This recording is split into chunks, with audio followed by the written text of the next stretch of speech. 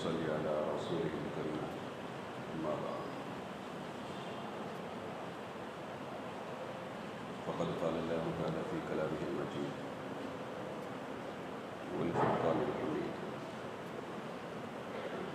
أعوذ بالله من الشيطان الرجيم بسم الله الرحمن الرحيم ثم إن علينا بيانا صدق الله العظيم.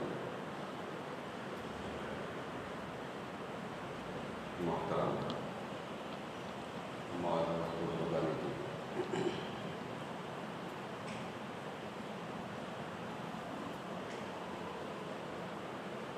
ہم بترتیب سن رہے تھے کہ تفسیر کے لفظی اور اصطلاحی معنی کیا ہیں، مفسرین کون ہیں، مفسر اول، مفسر ثانی اور مفسر ثالث. اسی طرح تفسیر کا ماخذ یہ کیا ہے، تفسیر کس سے لی جاتی ہے، کن چیزوں کو بنیاد بنا کر تفسیر کی جاتی ہے. قرآن کے الفاظ اور قرآن کی آیتیں، ان کا معنی اور مطلب بیان کرنا ہے تو کن چیزوں کو بنیاد بنایا جائے گا. جن کو بنیاد بنایا جاتا ہے اسے ماخذ کہتے ہیں. کیا کہتے ہیں؟ ماخذ کہتے ہیں. تو سب سے پہلا ماخذ جس کو بنیاد بنایا جاتا ہے وہ خود قرآن کریم ہے، جسے کہتے ہیں تفسیر القرآنی بالقرآن. قرآن کی تفسیر قرآن سے کرنا. قرآن میں بہت سی آیتیں ہیں، اس کا معنی اور مطلب بیان کرنے کے لیے قرآن کے دوسرے مقامات میں دیکھنا پڑتا ہے. کیا اللہ نے کہیں اس کا معنی بیان فرمایا ہے، اللہ نے کہیں اس کی مراد کو بیان کیا ہے؟ اگر کہیں بیان کیا ہے تو سب سے پہلے اس کو لیا جائے گا. مثال کے طور پر ایک آیت ہے، اللہ فرماتے ہیں الذین آمنوا ولم یلبسوا ایمانہم بظلم. اس کا معنی یہ ہے وہ لوگ جو ایمان لائے، ولم یلبسوا ایمانہم، اور اپنے ایمان کو انہوں نے نہیں ملایا، بظلم، ظلم کے ساتھ. یہاں جو ہے یہی لوگ امن پر ہیں، ہدایت پر ہیں. اس کو بتانے کے لیے اللہ فرماتے ہیں کون لوگ ہیں؟ وہ لوگ ہیں جنہوں نے اپنے ایمان کو ظلم کے ساتھ نہیں ملایا. ظلم تو ہر ایک سے ہو جاتا ہے، مومنین سے بھی ہوتا ہے. ظلم کے کئی معنی بیان کیے گئے. ایک معنی بیان کیا گیا وضع الشیء فی غیر محلہ ظلم، ایک چیز کو اس کے علاوہ دوسرے مقام میں رکھنا یہ ظلم کہلاتا ہے. اور چھوٹا موٹا ظلم جو ہے یہ ہر ایک سے ہو جاتا ہے، مومنین سے بھی ہو جاتا ہے، مسلمانوں سے بھی ہو جاتا ہے. اگر ظلم کے ساتھ اختلاط ہو جائے، ایمان کا اختلاط مل جائے اگر ظلم کے ساتھ، تو پھر کیا ہو کہ اس کا ایمان صحیح نہیں ہوگا، یہ معنی نکلتا ہے. تو صحابہ اکرام نے دریافت کیا اے اللہ کے رسول، ہم میں کون لوگ ایسے ہیں جو ظلم نہیں کرتے؟ کسی نہ کسی درجے کا ظلم ہو جاتا ہے نا. کوئی بالکل منزہ اور پاک ہم نہیں ہیں، چھوٹا موٹا تو ظلم ہر ایک سے ہو جاتا ہے. جب ہو گیا تو اس کا ایمان کامل نہیں، وہ مسلمان کامل نہیں. یہ تو بات ہمیں سمجھ میں نہیں آ رہی. تو اللہ کے نبی نے فرمایا اس آیت کو سمجھنے کے لیے ایک اور آیت دیکھو. اس آیت میں اللہ ظلم کا معنی بیان فرماتے ہیں. اللہ فرماتے ہیں سورہ لقمان آیت نمبر 12 میں یا بنی لا تشرک باللہ ان الشرک لظلم عظیم. حضرت لقمان علیہ السلام اپنے بیٹے کو نصیحت کرتے ہوئے فرماتے ہیں اے بیٹے لا تشرک باللہ، اللہ کے ساتھ کسی کو شریک نہ ٹھہراؤ، اس لیے کہ اللہ کے ساتھ کسی کو شریک ٹھہرانا ظلم ہے، بہت بڑا ظلم. اب اوپر کی آیت میں جو ظلم بیان کیا گیا وہ ہر ایک ظلم نہیں ہے. بلکہ شرک والا ظلم، کفر والا ظلم ہے۔ ظلم سے عام معنی مراد نہیں ہے، بلکہ ظلم سے کیا مراد ہے؟ اللہ کے ساتھ دوسروں کو شریک ٹھہرانا، یہ مراد ہے۔ اور اس آیت کا معنی دوسری آیت میں بیان کیا گیا، اسے کہتے ہیں تفسیر القرآن بالقرآن۔ قرآن کی تفسیر کس سے کرنا ہے؟ قرآن سے کرنا۔ سب سے پہلا ماخذ یہی ہے نا۔ ہم پڑھتے ہیں اہدنا الصراط المستقیم صراط الذین انعمت علیہم، اے اللہ ہمیں سیدھے راستے پہ چلا، جن پر آپ نے انعام کیا ان لوگوں کے راستے پہ چلا۔ اب یہ کن لوگوں کا راستہ ہے؟ انعمت علیہم، جنہیں کہا جاتا ہے منعم علیہم، جن پر انعام کیا گیا۔ وہ منعم علیہم کون ہیں؟ جن کے تعلق سے ہم سوال کرتے ہیں کہ اے اللہ ان کے راستے پہ ہم کو چلا۔ بار بار یہ سوال کرنے کا حکم دیا گیا نماز میں، ہر نماز میں، ہر آیت میں پڑھے جانے والی سورت سورہ فاتحہ ہے کہ نہیں ہے؟ اور اس میں یہ آیت ہم بار بار پڑھتے ہیں، اللہ سے درخواست کرتے ہیں، اللہ سے دعا کرتے ہیں، بلکہ اللہ نے دعا کرنے کا حکم دیا ہے گویا کہ تمہیں اس طرح دعا مانگو کہ سیدھا راستہ ہے اللہ بتا دے، اور جن پر انعام اللہ کا ہوا ان لوگوں کے راستے پہ ہم کو چلا، یہ دعا مانگو۔ یہ کون لوگ ہیں؟ منعم علیہم، جن پر انعام کیا گیا۔ وہ کون لوگ ہیں؟ قرآن کی دوسری آیت دیکھنے سے معلوم ہوتا ہے، انعمت علیہم من النبیین والصدیقین والشہداء والصالحین۔ یہ منعم ہیں، انبیاء ہیں، صدیقین ہیں، شہداء ہیں، صالحین ہیں۔ ہم اللہ سے درخواست کرتے ہیں کہ اے اللہ ہمیں انبیاء کے راستے پہ چلا، صدیقین کے راستے پہ چلا، شہداء کے راستے پہ چلا، صالحین کے راستے پہ چلا، نیک لوگوں کے راستے پہ چلا۔ یہ معنی، اس آیت کا معنی ہمیں دوسری آیت سے واضح ہوتا ہے، بیان کیا جاتا ہے۔ اسے کہتے ہیں تفسیر القرآن بالقرآن، یہ پہلا ماخذ ہے۔ اور دوسرا ماخذ کیا ہے؟ تفسیر القرآن بالحدیث والسیر۔ قرآن کی تفسیر حدیث سے کی جائے اور نبی علیہ السلام کی سیرت سے کی جائے۔ حدیث میں معنی بیان کیا جاتا ہے، آیت ایک آیت آتی ہے تو اس آیت کا معنی کہاں بیان کیا جاتا ہے؟ حدیث شریف میں بیان کیا جاتا ہے۔ ایک مرتبہ اللہ کے نبی صحابہ اکرام سے فرماتے ہیں لیس احد یحاسب الا ہلک۔ یہ ایک حدیث ہے، اللہ کے نبی فرماتے ہیں لیس احد یحاسب الا ہلک، جس سے بھی حساب لیا جائے گا سمجھو ہلاک ہو گئے۔ قیامت قائم ہوگی، انسان مر کے چلے جائیں گے، حشر و نشر ہے، قیامت ہے، میزان ہے، جزا اور سزا ہے، وہاں حساب بھی لیا جائے گا، ہے نا۔ لوگ جو دنیا میں کام کیے نا، اپنی زندگی جو گزارے نا، یہ جو ایام ہیں اس کے، ان ایام کے تعلق سے پوچھا جائے گا، ہر ایک چیز کے تعلق سے سوال کیا جائے گا۔ تم زندگی کیسے گزارے، تم نے کیا کیا کھایا، تم نے نبی علیہ السلام کی فلاں سنت پہ عمل کی کہ نہیں کی، اور فلاں کام تم نے کیوں کیا، ہے نا۔ اللہ کے نبی فرماتے ہیں اگر آخرت میں کسی سے حساب لیا جائے ہلاک، وہ تو ہلاک ہو گئے۔ سمجھ میں آنے والا، حساب تو ہر ایک سے لیں گے نا۔ آدمی آخرت میں جانے کے بعد حساب دینا ضروری ہے۔ اپنی دنیا، اپنی زندگی جو گزار کے گیا ہے، متعینہ مدت و متعینہ سال، اس کا ہر لمحہ پوچھا جائے گا، سوال کیا جائے گا۔ جیسے حدیث میں آتا نا لا تزول قدم عبد یوم القیامت حتی یسأل عن اربع، حدیث ہے، آدمی کی 4 چیزوں کے بارے میں سوال ہوگا اور جب تک جواب نہیں دیتا اس کا ایک قدم آگے نہیں بڑھ سکتا، جواب دینا پڑے گا، ہے نا۔ اس کی عمر کے تعلق سے پوچھا جائے گا، عمر کیسے گزارے، کہاں گزارے۔ جوانی کے تعلق سے پوچھا جائے گا، تمہاری جوانی تم کیسے گزارے، ہے نا۔ یہ جوانی بڑی نعمت بھائی، اپنے نوجوانوں سے خطاب ہے، بات ہے۔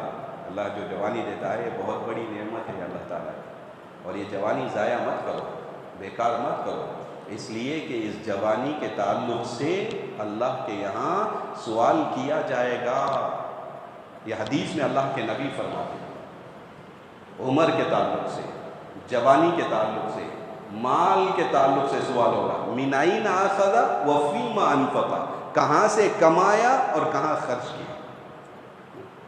कहाँ से कमाया, और दो ही चीज़ ना, एक तो कमाना है, आमद और रफ़्त, आना है और जाना है। कहाँ से लिए भाई, सही तरीके से लिए क्या तुम? कमाए तो सही तरीके से कमाए क्या तुमने लोगों को धोखा दिया, किसी का माल गसब कर लिया, हराम तरीके से तुमने अपने माल को कमा लिया? इस तरह सवाल किया जाएगा, कहाँ से लिए, कहाँ खर्च किए। इल्म के ताल्लुक से सवाल किया जाएगा। अल्लाह हमारी हिफाजत फरमाए। तुमने अपने इल्म पे क्या अमल किया, है ना? इल्म तो तुमने हासिल कर लिया, इस इल्म पे तुमने क्या अमल किया। अल्लाह इल्म के ताल्लुक से भी सवाल करे। अल्लाह के नबी फरमाते हैं कि अगर किसी से हिसाब लिया जाए तो समझो कि वह हलाक हो गया। अम्मा आयशा रज़ी अल्लाह तआला अन्हा इसको सुनती, नबी अलैहिस्सलाम से दरियाफ्त करती हैं, बहुत ज़हीन है, अल्लाह ने इसीलिए आपकी ज़ौजियत में उनको दिया है। अम्मा आयशा रज़ी अल्लाह तआला अन्हा है ना, आजकल खामखा के एतराज़ात किए जाते हैं, छोटी उम्र में उनसे निकाह कर लिए, छोटी उम्र थी, और बेकार के बेतुके जिसकी कोई हकीकत नहीं, ये निकाह तो अल्लाह कराया। बहुत ज़हीन थी हज़रत आयशा रज़ी अल्लाह तआला अन्हा। घरेलू मामलात के ताल्लुक से जितनी हदीसें वारिद हैं वो अम्मा आयशा रज़ी अल्लाह तआला अन्हा से वारिद हैं। नबी अलैहिस्सलाम के घरेलू हालात को लोगों के सामने रखना चाहिए। उम्मत मोहम्मदिया के सामने बात आए कि नबी की घरेलू जिंदगी कैसे थी, इसको नकल करने वाली, इसको बयान करने वाली कोई ज़हीन औरत चाहिए। अल्लाह ताला ने इसलिए उनको दिया, निकाह में हज़रत आयशा रज़ी अल्लाह तआला अन्हा को दिया था। समझे, अल्लाह की चॉइस थी, अल्लाह ने मुतय्यन करके उनको दिया। बहुत सी हदीसें मरवी, बड़े बड़े साहबा उनकी चौखट पे खड़े होते, बड़े बड़े उलमा उनकी चौखट पे खड़े होते, नबी अलैहिस्सलाम के घरेलू हालात और घरेलू ज़िंदगी को मालूम करने के लिए उनकी चौखट पे जाते और उनसे सवाल करते थे कि नबी के हालात क्या थे। बुखारी की किताब उठाकर देखे जाए, मुस्लिम उठाकर देखा जाए, सियासित्ता उठाकर देखा जाए, अम्मा आयशा की हदीसें बकसरत हमको मिलेगी। और नबी अलैहिस्सलाम के दूसरे जो ज़ौजा है ना, दूसरी जो उम्महातुल मोमिनीन बीवियां हैं, उनसे इतनी हदीसें मरवी नहीं है जितनी अम्मा आयशा से मरवी। बहुत से वजूहात इंशाअल्लाह तफसीलन बताया जाएगा। बहुत ज़हीन थी हज़रत अम्मा आयशा रज़ी अल्लाह तआला। हम कितनी इज्जत से नाम लेते हुए, है ना, नबी अलैहिस्सलाम की ज़ौजियत में आने की वजह से हमारी और आपकी जो है उम्महातुल मोमिनीन है, माँ है। तो वो सवाल करती हैं अल्लाह के रसूल से, अल्लाह के रसूल आप फरमाते हैं कि अगर कोई आदमी उससे हिसाब लिया जाए वो हलाक हो जाएगा, या आप फरमाते हैं। लेकिन कुरान में अल्लाह कुछ और फरमाता ना, कुरान में अल्लाह ताला तो कुछ और फरमाते हैं। क्या फरमाते हैं अल्लाह ताला? अल्लाह फरमाते हैं, वो कहती हैं फ़अम्मा मन ऊतिया किताबहु बियमीनिही, फ़अम्मा मन ऊतिया किताबहु बियमीनिही फ़सौफ़ युहासबु हिसाबन यसीरा। ये कुरान की आयत है। जिसके दाएं हाथ में नामे आमाल दिया जाए उसका हिसाब आसान होगा। जिसके दाएं हाथ में किताब दी जाए, क़ियामत के दिन जो कामयाब हो गया, जो मोमिन है, उसके दाएं हाथ में, सीधे हाथ में उसका आमल नामा दिया जाएगा और वो कामयाब हो गया, है ना, उसका हिसाब आसान होगा। और कुरान कहता है आसान होगा। कुरान क्या कहता है? आसान होगा। और आप फरमाते हैं कि बहुत मुश्किल, वो तो हलाक हो गया। बात समझ में नहीं आती। अल्लाह के नबी ने फरमाया देखो दोनों का माना अलग है ना। जिसका हिसाब आसान होगा उसका माना यह है कि उसके सामने सिर्फ हिसाब को पेश किया जाएगा, तुमने ये किया, तुमने ये किया, तुमने फलां काम किया, तुम वो काम किए, वो काम किए, वो काम किए, और पलटा कर सवाल नहीं किया जाएगा कि तुमने ये काम क्यों किया, है ना। क्यों के जरिए सवाल नहीं होगा। मुनाकशा जिसे कहा जाता है, मुनाकशा नहीं किया जाएगा और क्यों के जरिए सवाल नहीं किया जाएगा। उसके सामने तो सिर्फ हिसाबात को पेश करना है, तुमने फलां किया, फलां किया, फलां किया। हिसाब इस तरह अगर पेश किया जाए उसका हिसाब तो बहुत आसान होगा। और इसी को अल्लाह फरमाते हैं, और मैंने जो बात बयान की कि हलाका वो हलाक हो जाएगा, वो आदमी है जिसके पास क्यों के जरिए सवाल किया जाए और जिसके पास मुनाकशा किया जाए, اور کہا جائے کہ بھائی تم نے یہ کام کیوں کیا بول کے سوال ہو گیا تو ختم، ہلاک ہو گیا، فنا ہو گیا۔ بات سمجھ میں آئی؟ تو وہ آیت کا وہ معنی ہے۔ آیت کا معنی آپ علیہ السلام بیان فرمائے نا، ویسے آیتوں کا معنی نبی علیہ السلام جو بیان فرماتے ہیں، جو تفسیر کرتے ہیں، اسے کہتے ہیں تفسیر القرآن بالحدیث۔ اسے کیا کہتے ہیں؟ تفسیر القرآن بالحدیث، قرآن کی تفسیر حدیث شریفہ سے۔ ایک تو پہلا مقام کیا؟ قرآن کی تفسیر قرآن سے، اور دوسرا معنی کیا؟ قرآن کی تفسیر حدیث شریفہ سے۔ قرآن کی ساری آیتیں نبی علیہ السلام بیان فرمائے۔ نبی علیہ السلام جو ہے وہ شاری ہے قرآن، اسی لیے قرآن آپ پہ نازل کیا گیا ہے نا۔ نماز اللہ تعالیٰ نے قرآن میں حکم دیا، اقیموا الصلاۃ، نماز قائم کرو۔ اب نماز کیسے قائم کریں گے؟ کھڑے ہو جانا کیا صحیح ہے؟ سیدھے کھڑے ہو جانا یہ نماز ہے کیا؟ نہیں، اللہ کے نبی نے فرمایا یہ نماز نہیں، سیدھا کھڑا ہو جانا صرف نماز نہیں، یہ ارکان نماز ہے۔ نماز کا طریقہ یہ ہے کہ آدمی قیام کرے، رکوع کرے، سجدہ کرے، قعدہ کرے، جلسہ کرے، قرات کرے، اور فلاں تسبیحات کو پڑھے، اتنی رکعتیں پڑھے، اور اس طریقے سے پڑھے۔ یہ جو تفصیل بیان فرمائی، اللہ نے فرما دیا اقیموا الصلاۃ، نماز قائم کرو، لیکن یہ تفصیل بیان کرنے والے سرکار دو عالم صلی اللہ علیہ وسلم لوگوں کو بہت گمراہ کرتے ہیں۔ معلوم کیوں؟ آج کل نئے فتنے، نئے فرقے گمراہ کرنے کے لیے بول کے نکلے، بہت گمراہ کیا جاتا ہے لوگوں۔ ابھی پرسوں چنئی سے ایک فون آیا، فون میں کیا بولتے ہیں، حضرت بعض احباب ہیں، بعض مسلمان ہیں، بڑا پریشان کرتے ہیں۔ وہ کہتے ہیں کہ بھائی قرآن تو اللہ آسان کر دیا، ہمیں حدیث کی کیا ضرورت ہے؟ نعوذ باللہ، اللہ حفاظت فرمائے۔ وہ کہتے ہیں قرآن تو اللہ نے آسان کر دیا، قرآن اللہ کی کتاب ہے، منزل من اللہ ہے، وَلَقَدْ يَسَّرْنَا الْقُرْآنَ، اللہ خود قرآن میں فرماتے ہیں کہ ہم نے قرآن کو آسان کیا۔ قرآن آسان ہے تو آسانی سے ہمیں پڑھ لیں گے، حدیث کی کیا ضرورت ہے؟ لوگوں کو گمراہ کرنے کے طریقے ہیں۔ حدیث کے بغیر تو قرآن سمجھا ہی نہیں جا سکتا، اس لیے کہ قرآن جو نازل کیا گیا وہ ہم پر نازل نہیں کیا گیا، وہ نبی علیہ السلام پر نازل کیا گیا، اور قرآن کا معنی اور مطلب ہم کو بیان نہیں کیا گیا، بلکہ کس کے سامنے بیان کیا گیا؟ نبی کے دل میں بات ڈالی گئی، قرآن کے معنی کی، قرآن کے تفسیر کی، اس کے تفصیل کی، اور اس کے وضاحت کی جو بات ڈالی گئی، جو وحی نازل کی گئی، وہ نبی علیہ السلام پر نازل کی گئی، اور آگے نبی کو حکم دیا گیا لِتُبَيِّنَ لِلنَّاسِ، آپ پر ہم نے جو قرآن نازل کیا اس لیے نازل کیا کہ تاکہ آپ لوگوں کو بیان کریں۔ آپ کیا کریں؟ لوگوں کو بیان فرمائیں۔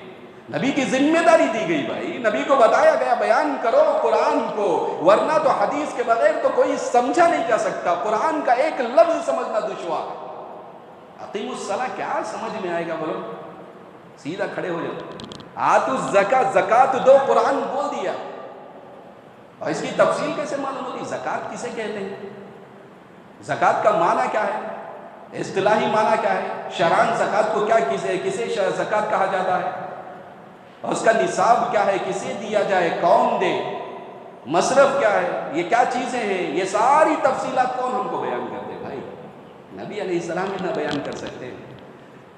عائشہ فرماتی ہے کانا خلقہ القرآن، نبی کے اخلاق تو قرآن تھے، نبی تو گویا کہ چلتا پھرتا قرآن تھے، وہ اپنی زندگی کے ذریعے، اپنے اقوال کے ذریعے، اپنے افعال کے ذریعے، اپنے اعمال کے ذریعے آپ علیہ السلام نے قرآن کو سمجھایا۔ سمجھانا مقصود بھی تھا، حدیث کے بغیر کچھ بھی نہیں سمجھا جا سکتا، بیکار کی باتیں، واہیانہ باتیں اللہ تبارک و تعالیٰ اپنے کلام میں جا بجا کہتا ہے نبی کی اطاعت کرو، اطیعوا اللہ و اطیعوا الرسول۔ اللہ کیا فرماتے ہیں؟ اللہ کی اطاعت کرو، رسول کی اطاعت کرو، نبی علیہ السلام جو دے اس کو لے لو، اور جس سے منع کریں اس سے رک جاؤ۔ قرآن کہتا ہے، قرآن کی آیت ہے ما آتاکم الرسول فخذوہ وما نہاکم عنہ فانتہوا، ہے نا. نبی علیہ السلام جو تمہیں دیں اس کو لے لو، اور جس سے منع کریں اس سے کیا کرو گے؟ اس سے رک جاؤ. یہ قرآن کہتا نا. اور اللہ کے نبی نے فرمایا میں نے تمہارے درمیان دو چیزیں چھوڑ کر میں گیا ہوں، جب تک تم ان کو تھامے رہو گے تم ہلاک نہیں ہو سکتے. ایک کتاب اللہ اور دوسری سنت رسول. اللہ کے نبی فرماتے ہیں کلام اللہ اور سنت رسول پہ جب تک آدمی رہے گا تب تک وہ ہلاک و برباد نہیں ہوگا. کسی ایک کو چھوڑ دیا تو اس کی ہلاکت اور اس کی بربادی یقینی ہے. اور لوگوں کو برباد کرنے کے لیے اور لوگوں کو گمراہ کرنے کے لیے یہ حدیث سے پھرا پھیرا جاتا ہے. جھوٹے نعرے، غلط بیانات، غلط قسم کی باتیں کہہ کر لوگوں کے ذہن بتائے جاتے ہیں. حدیث کے بغیر تو سمجھنا ہو ہی نہیں سکتا، نہ محال ہے. بہرحال میں کیا بتا رہا تھا، دوسرا ماخذ کیا ہے بھائی؟ تفسیر ہے. قرآن کا دوسرا ماخذ تفسیر ہے. اور تیسرا ماخذ کیا ہے؟ صحابہ اکرام کے اقوال ہیں. تفسیر القرآن باقوال الصحابتی. قرآن کی تفسیر کی جائے گی، کس سے کی جائے گی؟ صحابہ اکرام کے اقوال سے قرآن کی تفسیر کی جائے گی. ابن عباس رضی اللہ تعالیٰ عنہ ہیں، ان سے جو ہے کسی نے سوال کیا، حضرت دو آیتیں ہیں اور ہمیں سمجھ میں نہیں آتا. دو آیتیں ہیں اور ہمیں سمجھ میں نہیں آتا، ذرا اس کے تعلق سے جو ہے آپ ہمیں بتائیں. ایک آیت میں فرمایا وَلَا يَكْتُمُونَ اللَّهَ حَدِيثًا، وَلَا يَكْتُمُونَ اللَّهَ حَدِيثًا، اللہ سے کوئی بات چھپا نہیں سکتے. یہ قرآن میں ہے نا. اللہ کیا فرماتے ہیں؟ لا یکتمون اللہ حدیثا، اللہ سے کوئی بات چھپا نہیں سکتے. ایک طرف تو یہ بات ہے نا، یہ بیان کیا گیا. دوسری طرف ایک دوسرے مقام میں قرآن میں ذکر کیا گیا، بیان کیا گیا ربنا ما کننا مشرکین. مشرکین قیامت کے دن کھڑے ہو کر کہنے لگیں گے اے اللہ ہم نے شرک نہیں کیا. جھوٹ بولتے ہیں، چھپاتے ہیں نا اپنے شرک کو. اللہ سے کیا کرتے ہیں؟ چھپاتے ہیں نا. اور کیا کہتے ہیں اللہ کے سامنے کھڑے ہو کر؟ ما کننا مشرکین، اے اللہ ہم نے شرک نہیں کیا. چھپاتے ہیں اپنے شرک کو، حالانکہ اللہ فرماتے ہیں وہ کوئی چیز اللہ سے چھپا نہیں سکتے. اور یہاں دوسری جگہ بیان کیا گیا کہ وہ اللہ سے اپنے شرک کو چھپاتے ہیں. یہ دو باتیں ہیں، ہمیں باتیں سمجھ میں نہیں آئی. یہ دو آیتیں، اس کی وضاحت ہم کو معلوم نہیں ہوتی ہمارے عقلوں کے اعتبار سے، ورنہ تو ان کے درمیان جو ہے کوئی تضاد یا تعارض آیتوں میں نہیں ہوتا ہے. آیتوں میں کوئی ٹکرار نہیں ہوتا ہے. ہمارے ناقص ذہن میں یہ باتیں آ جاتی ہیں کہ یہ ہو سکتا ہے. تو ابن عباس رضی اللہ تعالیٰ عنہ سے پوچھے تو حضرت نے فرمایا کہ دیکھو مشرکین ابتداءً جب ان کو اللہ کے سامنے کھڑا کیا جائے گا تو ابتداءً وہ اللہ کے سامنے کہنے لگیں گے اے اللہ ہم نے شرک نہیں کیا. چھپانے لگیں گے. اس کے بعد اللہ کیا کرے گا؟ ان کی زبان کو بند کر دے گا. ان کی زبان پہ مہر لگا دی جائے گی. ان کی زبان پہ مہر لگا دی جائے گی اور مہر لگا کر حکم دیا جائے گا آزا کو، تو آزا بولنے لگیں گے. ہاتھوں پیر گواہی دینے لگیں گے. ہاتھ خود گواہی دے گا کہ میں نے کیا کیا، پیر گواہی دے گا کہ میں نے کیا کیا، آزا بولنے لگیں گے، آزا گواہی دیں گے. یہاں ایک چھوٹا ایک ناسمجھوں کو ایک سوال ہو جاتا، ہاتھ پیر سب بولیں گے کیا؟ کیسا بولیں گے؟ سمجھ میں نہیں آتا. ارے سمجھنے کی بات ہے، بالکل واضح بات ہے. کیا واضح بات ہے؟ یہ زبان میں گویائی، بولنے کی طاقت کون دی ہمیں؟ اللہ نے دیا. زبان میں بول، کتنے گونگے موجود ہیں، زبان ہے لیکن بول نہیں سکتے. بولنے کی طاقت، قوت گویائی کس نے دیا؟ اللہ نے دیا ہے. تو اللہ ہاتھ و پیر کو قوت گویائی نہیں دے سکتا کیا؟ یقیناً دے سکتا ہے. اللہ ہاتھ و پیر کو قوت گویائی دے گا، بولنے کی قوت دے گا تو وہ بولنے لگیں گے اللہ تبارک و تعالیٰ کے سامنے. اب اس کے بعد کیا ہوگا؟ وَلَا يَكْتُمُونَ اللَّهَ حَدِيثًا، وہ اللہ سے کوئی بات چھپا نہیں سکتے. پہلے تو چھپا رہے تھے، پھر مہر لگا دیا گیا، اور لگانے کے بعد اب کیا ہوگا؟ گواہی دیں گے تو اللہ سے کیا نہیں کر سکتے؟ کوئی چیز چھپا نہیں سکتے. یہ تفسیر ہے. یہ تفسیر کس نے کی؟ حضرت عبداللہ ابن عباس رضی اللہ عنہما، جو مفسر قرآن کہے جاتے ہیں. صحابہ اکرام میں مفسر قرآن ہونے سے وہ معروف ہیں. انہوں نے یہ تفسیر فرمائی. اسی لیے کہتے ہیں کہ تیسرا ماخذ تفسیر القرآن باقوال الصحابتی.